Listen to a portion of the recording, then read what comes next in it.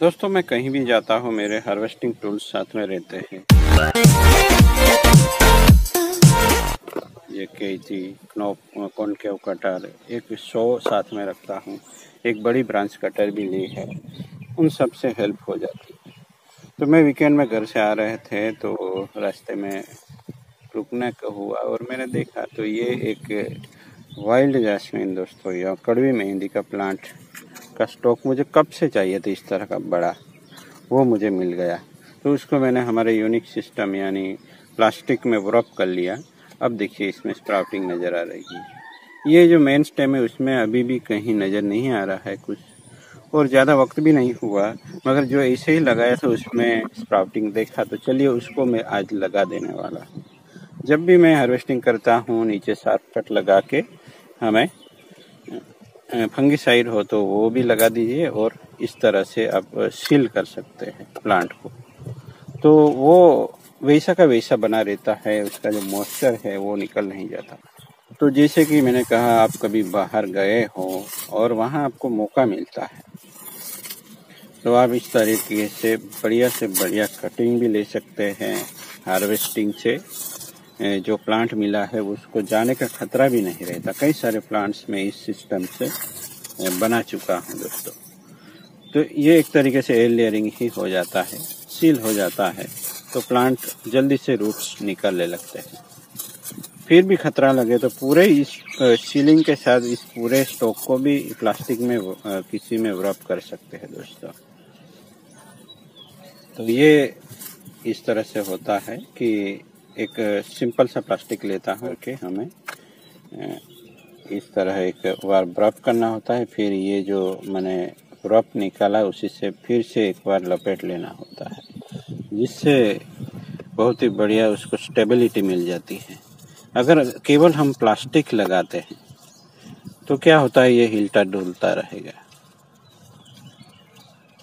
और इस तरह से रैप करने से होता क्या है कि ये एकदम से स्टेबल हो जाता है दोस्तों। उसको निकाल के देखते हैं। अगर कोई पीक मानसून है तब कुछ लोग गलती करते हैं कि प्लांट हार्वेस्टिंग करके नॉर्मली इसे ही छोड़ देते हैं लगा के, तो वैसे प्लांट फाइकस भी क्यों ना हो वो सरवाइव नहीं होता। तब ये सिस्टम कारगर है दोस्तों। हम घूमने भी जाते हैं कहीं, वहाँ आपको कुछ पसंद आ गया तो आप इस तरीके से लगा दीजिए, आप श्योर हो जाएंगे, क्योंकि वो एकदम से वैसा का वैसा ही बना रहेगा। देखते हैं अपना रिजल्ट कैसा। यह रूट्स तो अभी जनरेट नहीं हुए होंगे, फिर भी देखिए रूट्स तो आ गए हैं एक हफ्ते में ही। तो ये एयर लेयरिंग का ही एक टाइप्स है दोस्तों। तो देखिए एक दो रूट्स भी दिखाई दे रहे हैं। उसको बिल्कुल भी डिस्टर्ब नहीं करना है, उसको मैं केवल पोट में ले रहा हूँ। ऐसा स्टॉक जनरली नहीं देखने को मिलता दोस्तों, जो मुझे मिला है, क्योंकि जनरली ये रास्ते के किनारे पे लगे हुए होते हैं, तो लोग हमेशा हर सीजन के बाद उसको काट ही देते हैं। तो ये इतना बड़ा हो नहीं सकता, थोड़ा अंदर जाके लेना पड़ा था इस प्लांट को। चलिए मैं सोइल मिक्स दे देता हूँ। तो आप इस सिस्टम का बहुत ही ज़्यादा फ़ायदा उठा सकते हैं दोस्तों। अब इजी हो गया कि आप कहीं भी गए हो और आपको कोई पसंद आया प्लांट, उसको हार्वेस्टिंग करके इस तरह से रैप कर दिया, तो आपको 4-5 दिन के बाद भी आके उसको घर पे लगा सकते हैं, या फिर उसको महीनों तक ऐसे ही छोड़ दे, कुछ नहीं होता दोस्तों। न्यू ग्रोथ आती है, उस पर थोड़ा नज़र रखना होता है। अगर वो डिहाइड्रेट नज़र आए तभी कुछ आपको पानी देना है, नहीं तो इसको पानी भी नहीं चाहिए। 1-2 बोतल साथ में रखता हूँ मैं, जिससे इमीडिएटली उसको पानी देके हम सील कर सकते हैं दोस्तों। तो ये हो गया। अब उसको आप, अभी भी डर लगता है किसी प्लांट में कि ये होगा या नहीं, ये तो सिंपल ही हो जाता है। मुझे कोई डर नहीं था, फिर भी हम वहाँ से आ रहे थे तो इमीडिएटली मुझे पसंद आया तो मैंने उसको ले लिया दोस्तों, क्योंकि ऐसा स्टेम नहीं मिलता कहीं भी। अब इसमें सॉइल लगा लिया है हमने, और कौन सा सॉइल में लगा सकते हैं एकदम से, तो आप गार्डन सॉइल, नॉर्मल सॉइल रखिए आपके यहाँ की जो अच्छी वाली हो, ज़्यादा चिकनी मिट्टी ना हो जाती हो, भुरभुरी हो, इसी सॉइल में इस तरह से आप लगा सकते हो। और एक और भी ऑप्शन है कि जहाँ से हमने हार्वेस्टिंग किया वहीं की मिट्टी ले ली और इस प्लांट को पार्सल कर लिया, तो भी बहुत ही कारगर है दोस्तों।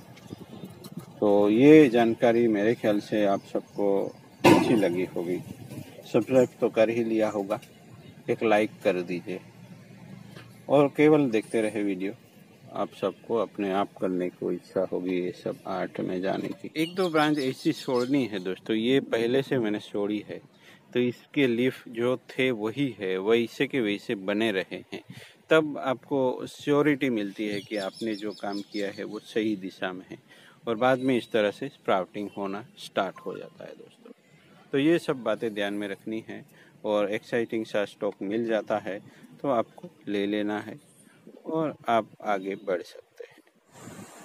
तो देख सकते हैं दोस्तों, इतनी गर्मियों के बाद भी हमारे यूनिक सिस्टम से मैंने लपेटा हुआ था, फिर उसको लगा दिया और ये बहुत ही अच्छे तरीके से निकल आया है। हमने प्लास्टिक रॉप किया था, वो निकाल के उसको सिर पोट में लगा दिया था। अब इस तरह से जब हम हार्वेस्टिंग करके लगाते हैं प्लांट, तो होता क्या है, तो एक साथ स्प्राउटिंग होता है, नीचे ऊपर नीचे करके। तो उसको अब बैलेंस करना पड़ता है दोस्तों, तब कहीं जाके हम उससे बोनसाई बना पाएंगे। ऐसा नहीं है कि एक बड़ा ट्रंक ले लिया, कहीं से खरीद लिया और उससे आप बढ़िया बोनसाई बना पाएंगे, नहीं दोस्तों।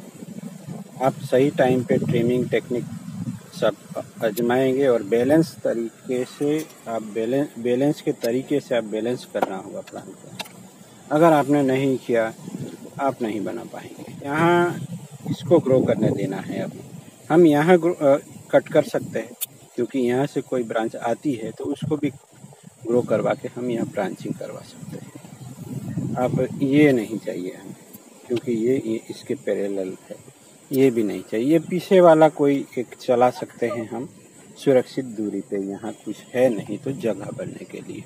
अब बारी आती है यहाँ ये ब्रांच पहले से थी, इसे रखे या ना रखे, तो इसको ये बाहर की साइड है तो रख सकते हैं, ये सी कर्व जो बनता है इसमें, पर ये अंदर वाली ब्रांच निकल जाएगी। अब यहाँ ज़्यादा मेजर वर्क नहीं कर सकते, हार्ड चॉपिंग भी नहीं कर सकते। यहाँ टॉप पे भी कुछ ग्रोथ हो रहा है, और अगर आपको यहाँ कहीं ग्रोथ आने की संभावना हो तो हम इस ब्रांच को भी निकाल सकते हैं। निकलेगा क्योंकि यहाँ भी ग्रीन ही है। अब टॉप में भी एक ब्रांच निकल रही है, तो सीजन के हिसाब से ग्रोथ मिलता है, बट ये ग्रो कर रहा है, अच्छी बात है दोस्तों। और इतना बड़ा ट्रंक इस तरह का प्लांट का मिलता नहीं है दोस्तों, मुश्किल से मुझे भी मिला है।